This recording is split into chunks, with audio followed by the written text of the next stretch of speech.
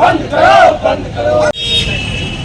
Banner लटकाकर कई शिक्षक नेता लोग हैं और इन्होंने पुतला दहन किया है। इनकी आखिर क्या मांगे हैं, हम इनसे जानते हैं। सर क्या मांगे हैं, क्यों आप पुतला दहन कर रहे हैं? हम लोग पुतला दहन के लिए इसलिए आए हैं कि जिला शिक्षा कार्यालय भ्रष्टाचारियों का अड्डा बन चुका है। लंबे समय से जमे कर्मियों के द्वारा पदाधिकारियों और दलालों का गठजोड़ करके शिक्षकों का आर्थिक और मानसिक दोहन किया जाता है। और जब शिक्षक संगठन किसी बात को लेकर के जब यहाँ हम लोग आते हैं तो हम लोगों के साथ दुर्व्यवहार किया जाता है, कार्रवाई की धमकी जाती है। आपका प्रत्यक्ष उदाहरण है, विगत दिनों स्नातक ग्रेड के नियमित शिक्षकों को प्रोन्नति दी गई थी और 2 साल बाद जिनको प्रोन्नति मिलना था उनको सूची में शामिल कर लिया गया। और जब संघों ने विरोध किया और मीडिया के द्वारा संज्ञान में लाया गया तब जाकर के उसे शुद्ध कर लिया जाता है, जिसमें लाखों लाख का वाले न्याय हो चुके हैं।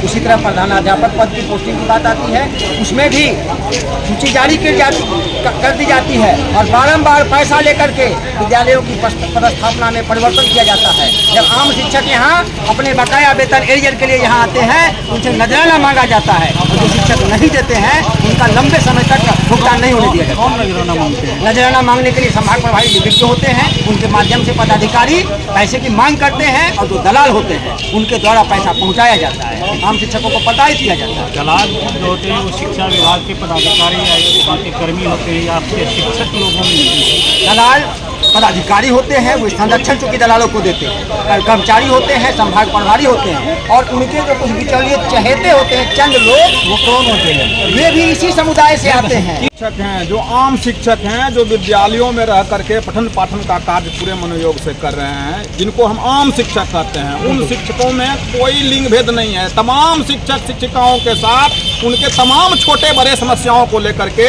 सीधे तमाम तरह के कार्यों का अलग अलग रेट बना हुआ है। उस रेट पर बात करने के लिए जो है संभाग के प्रभारी जो लिपिक हैं उनके द्वारा ढेर सारे जो है दलाल पैदा किए गए हैं, बनाए रखे हुए हैं। उनके जरिए जो है पैसे की वसूली की जाती है और जो शिक्षक पैसा पहुंचा देते हैं उन शिक्षकों का काम हो जाता है। बाकी मैं आपको उदाहरण दूंगा, इस कार्यालय में 6-6 महीना से लोगों का आवेदन पड़ा हुआ है एरियर भुगतान के लिए। उनका एरियर नहीं भुगतान हुआ है। 10 दिन पहले जिन्होंने पैसा दे करके अपना एरियर भुगतान का यहाँ पे लगाया है आवेदन, उनके एरियर का भुगतान हो गया है। तो सीधे हम लोग यही जानते हैं कि जब तक भूखा इंसान रहेगा धरती पर तूफान रहेगा। जब तक गड़बड़ी रहेगी लड़ाई चलती रहेगी। गड़बड़ी जब तक रहेगी हमारी लड़ाई चलती रहेगी। शिक्षकों के साथ जब शोषण होगा, हम शोषण के खिलाफ लड़ने के लिए सड़क पे उतरने शौकिया आंदोलन कर्मी हम लोग थोड़े हैं शौकिया। हम लोग तो शिक्षा के स्कूल में बच्चों को पढ़ाना चाहते हैं मनोयोग से। लेकिन अगर सोच लीजिए कि आपके 3 महीने का वेतन लंबित है, आपका घर कैसे चलेगा? और आप यहाँ एक दिन आते हैं, अपना आवेदन देते हैं कागजात के साथ, आपका आवेदन ठंडे बस्ते में पड़ा रहता है।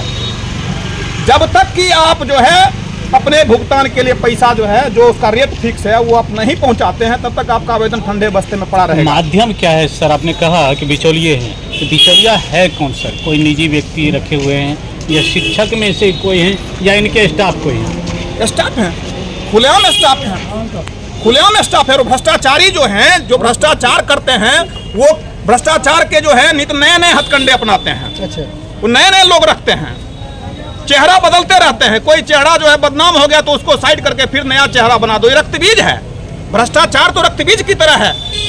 एगो बदनाम हुआ चेहरा उसको हटाओ, दूसरा को आगे करो। पैसा का वसूली का जो खेल है वो खेल जारी रहना चाहिए।